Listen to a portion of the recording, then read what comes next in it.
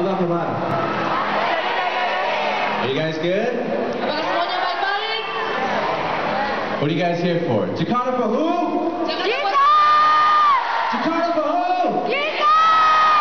Who? Yes, sir!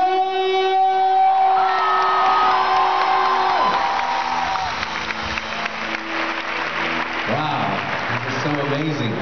Sangat luar biasa. I didn't expect to see so many people. Saya tidak sangka akan begitu banyak orang yang hadir di tempat ini. And I hear there's more people downstairs waiting. Dan saya tahu juga banyak sekali orang yang menunggu di bawah. I'm only until the 7th floor, I've heard. So people are waiting 10 floors to come up here.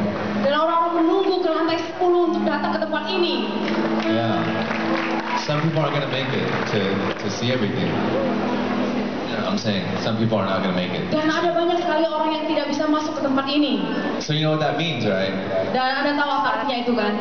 We're going to have to do this all over again in a bigger venue where there's thousands of more people that's going to come and praise Jesus, for He is good.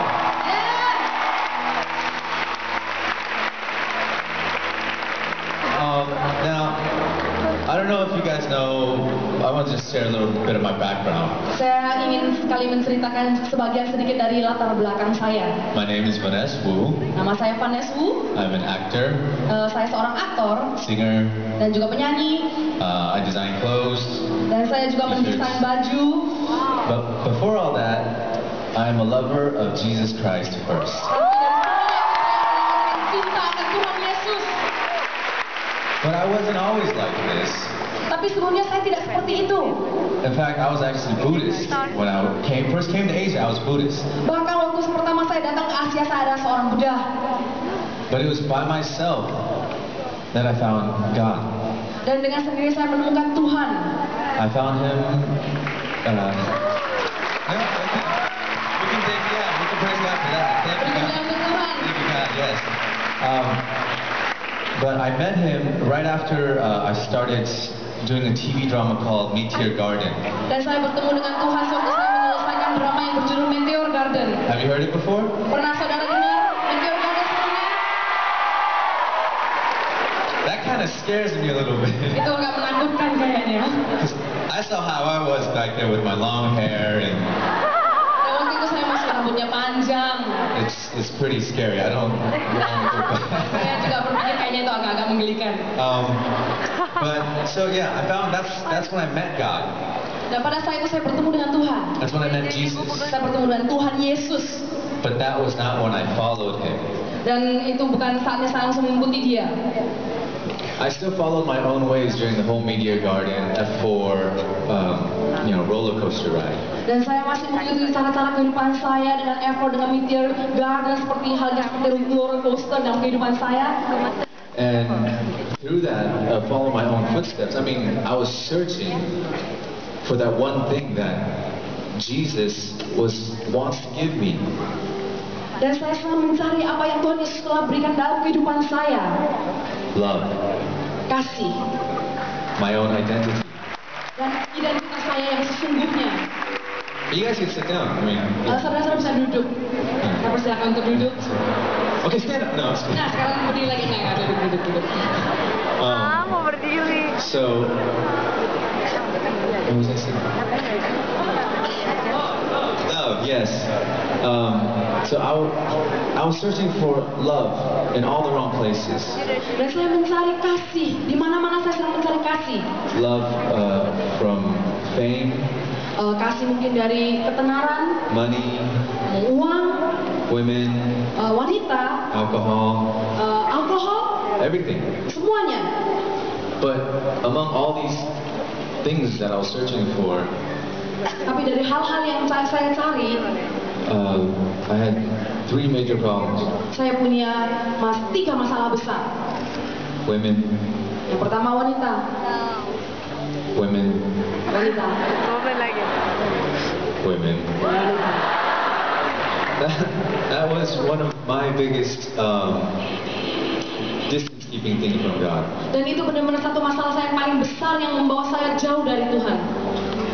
So fast forward 7 years later, Dan kemudian saya percepat 7 tahun kemudian, I had the fame, I had the money, I had the women. Saya punya uang, saya punya ketenaran, dan saya juga punya banyak wanita. But I was more lost than I ever was before. Dan saya bahkan menjadi lebih hilang dari sebelumnya. I didn't know who I was. Saya menjadi tidak tahu siapa diri saya sesungguhnya.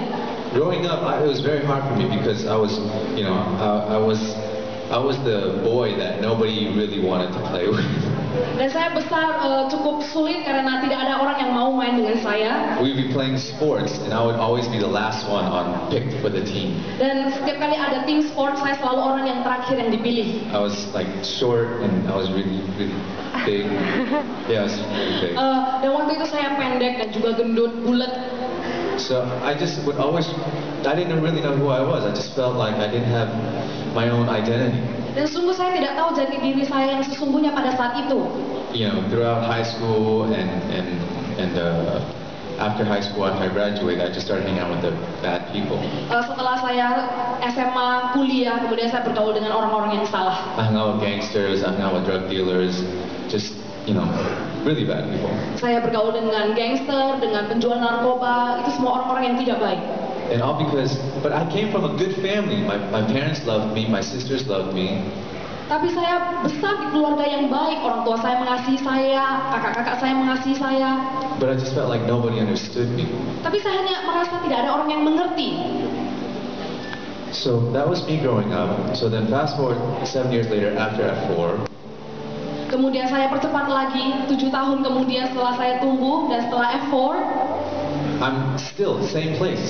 I don't know who I am. Dan saya masih di tempat yang sama, saya tidak tahu diri saya sesungguhnya. But I knew God. Tapi saya tahu Tuhan. I knew that there is a God. Dan saya tahu ada Tuhan. And I hear people that they say, God loves me, God loves me, God loves me. Dan saya selalu mendengar Tuhan mengasihi saya, Tuhan mengasihi saya. But I'm like, well, I never really experienced this love. Tapi saya tidak pernah mengalami kasih itu. How do I find this love? Bagaimana caranya mencari kasih itu? And then a good friend of mine, he shared with me, he said, because I told him, you know, Jason, his name is Jason Ma, and you know, I shared with him, I said, you know, I feel like the one thing that keeps me away from God is the whole sex before marriage. Dan saya bercerita dengan teman baik saya yang bernama Jason Ma, saya katakan satu hal yang menjauhkan saya dari Tuhan adalah seks sebelum pernikahan. Yeah, so he challenged me. Kemudian Jason Ma menantang saya. He said, well, Vanessa, why don't you just try 3 months, 6 months, no sex? Dan Jason Ma berkata, bagaimana kalau kamu mencoba 3 bulan, 6 bulan tidak ada seks? Are you kidding me? Kemudian saya berkata, bercanda ya? Do you know who I am? Tahukah siapa saya? I'm from F4. Saya ini dari F4.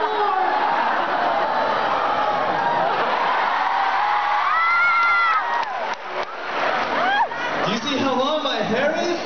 Lihat bagaimana panjangnya rambut saya. I can get girls like that. Saya bisa mendapat banyak wanita dengan cara seperti itu. Even when I don't want to, they come. Saya tidak mau pun mereka datang sendiri. You really want me to just say no? Dan sungguh harus berkata enggak. He's like, Kemudian ya, Jason Ma bilang begini. so he said, you know what, Vanessa? Pray about it. Dan kemudian dia katakan, Vanessa, berdoalah. So pray about it. Okay, I'll pray about it. Oke, doa. Ya udah, doa. So I, you know, wake up in the morning the next day. I said, God, do you really not want me to have sex? Kemudian saya pagi bangun dan berdoa, Tuhan, sungguh nggak ada seks. I didn't hear anything. Saya tidak mendengar apa-apa. So next day, God, do you really not want me to have sex? Kemudian keesokan harinya saya tanya lagi, Tuhan, sungguh nggak ada seks? Still nothing. Dan masih tidak ada apa-apa. So this continued every single day, just a simple, small little prayer. Dan itu terus berlanjut dari hari ke hari, hanya doa yang sangat simpel. And after a month goes by, Kemudian 1 bulan berlalu, I go to a friend's church. dan saya pergi ke gereja teman. I open a stranger's Bible. I don't even know because I didn't bring my Bible, so it was a stranger's Bible.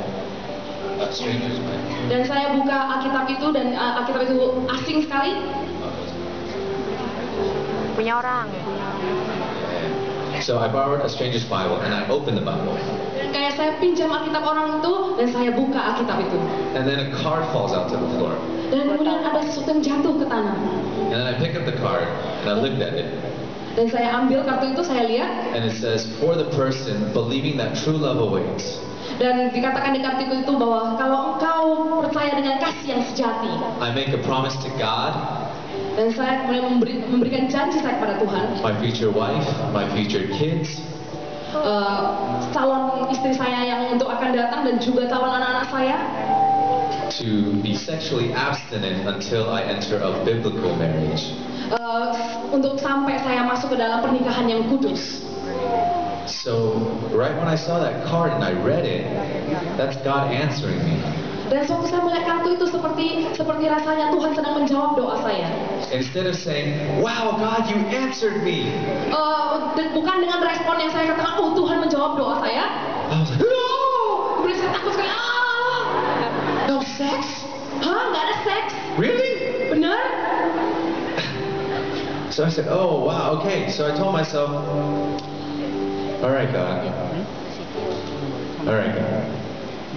Dan kemudian saya berkata kepada Tuhan, ya oke lah. I promise you 1 year, no sex. Dan saya janji nggak ada seks 1 tahun. We'll see what happens. Dan kita lihat apa yang terjadi. And for that 1 year, that was in 2008. Dan tahun itu tahun 2008. That's when they said the economy was the worst. Everything was going bad. That was like a really bad year for everybody. Dan tahun 2008 adalah tahun yang tidak baik untuk semua orang, ekonomi semua menurun sekali. But in 2008 was the best year of my life. Tapi 2008 ada 2008 yang terbaik untuk diri saya. Praise Jesus, yeah. Muliakan Tuhan. God flipped my life around. Dan Tuhan memutar balikan hidup saya. Because before that, Sebelum itu, I had so many things wrong with me. saya banyak sekali melakukan hal-hal yang salah dalam kehidupan. I had broken relationships with my family. Saya menghancurkan hubungan saya dengan keluarga saya. I didn't want to work anymore. Saya nggak mau kerja lagi. I didn't know what to do anymore. I was bankrupt. I had money, but then I owed money, and it was just crazy. Dan saya itu benar-benar saya juga sepertinya bangkrut, punya duit, tapi utang ya akhirnya sama juga. But above all, I think God really wanted to teach me something at that time. Tapi pada saat itu saya percaya Tuhan sedang ingin mengajari saya satu hal. He wanted to just teach me how to love again. Dan Tuhan ingin mengajari saya bagaimana untuk mengasihi lagi. How to, because at that time when there were so many bonitas around. Dan pada saat itu banyak sekali